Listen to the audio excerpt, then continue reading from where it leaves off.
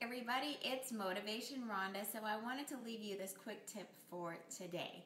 So I just got back from getting new tires on my car, and I went to just Discount Tire, just a regular old place. There's a lot of people sitting in a waiting room, a lot of unhappy people because they have to wait.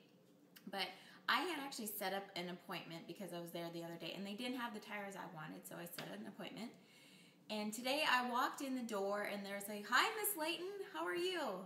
And it was that one little just acknowledging me by my first name, my last name, whatever. It made me feel special. So imagine if you go to a restaurant today, or if you go to, Target or wherever, and whoever is checking you out, they all wear those little name tags.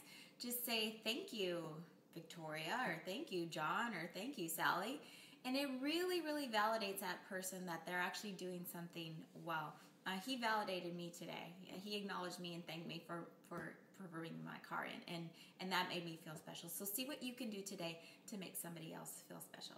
Have a great day. Bye-bye.